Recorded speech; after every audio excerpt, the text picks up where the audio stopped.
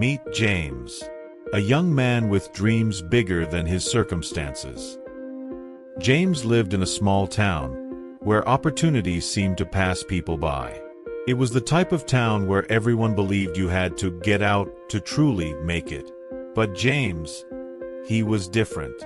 He didn't have the best education, didn't have fancy connections, and certainly didn't have a silver spoon waiting for him. But he had something else, a restless heart and an idea. One evening, while walking home from his part-time job at a local cafe, he overheard two strangers at a bus stop talking about their struggles to stay healthy because they didn't have time to cook after long workdays. James got home and couldn't stop thinking about that conversation. You see, James had a passion for cooking. Growing up, he would watch his mom transform simple ingredients into hearty meals, and it always fascinated him. It was the one thing he felt good at, the one thing that came naturally to him. But here's the kicker. James didn't have the money to open a restaurant or even a food truck. All he had was his mom's old kitchen and a couple of hand-me-down recipes. It would have been easy for him to say, "I don't have what it takes," and move on.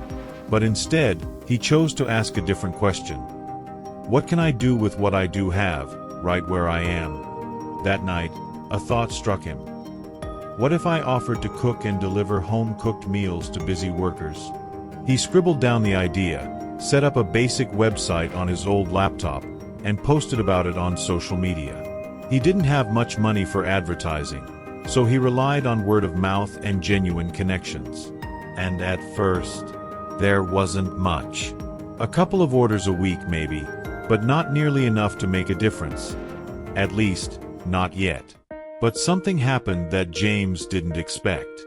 One of his customers, a single mom working 2 jobs, shared how his meals had saved her so much time and relieved a bit of stress in her busy life.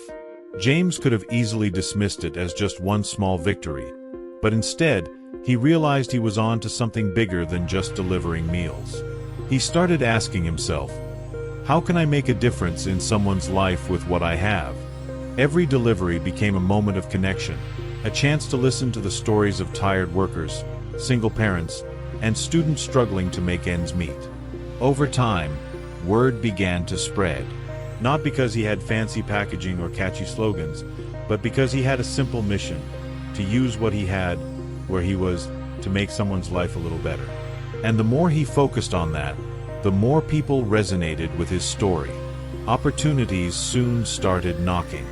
A local paper featured his business, and orders began pouring in. James' tiny kitchen couldn't keep up with the demand, but instead of seeing this as an obstacle, he saw it as a sign to grow. He hired 2 people from his neighborhood who were struggling to find work, turning what he had built into something that uplifted others, not just himself. But this isn't where the story ends. Because, you see, the real turning point wasn't the business growth. It was the realization that James had been asking the wrong questions all along. It wasn't about waiting for the perfect resources or the right connections. It was about starting with what he had and finding value in that. He had transformed a tiny idea, born from an overheard conversation at a bus stop, into a business that touched the lives of so many. Not by luck, not by waiting for the right moment, but by simply using what he had, where he was. And here's the truth. We often look at our circumstances and think, if only I had more time, or if only I had more money, or more talent, or more connections. We wait for a sign, a break, or some miracle opportunity.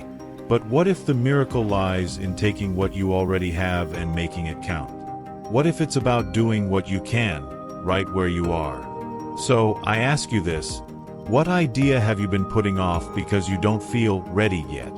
What have you been holding back, waiting for perfect conditions? Because perfect conditions don't exist, but your potential does. The world isn't waiting for the most prepared person. It's waiting for the most willing. Willing to take a risk, to start small, and to grow steadily. Just like James did. Maybe you don't have the ideal tools, but you do have something. And that something, however small, can be the beginning of something extraordinary. Do what you can, with what you have, where you are. Your journey starts not when you're ready, but when you're willing.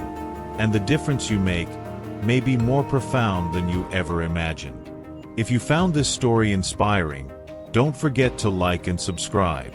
Share this with someone who needs that little push to take their first step. Remember, greatness doesn't begin with having it all. It begins with using what you have. Until next time, keep moving forward.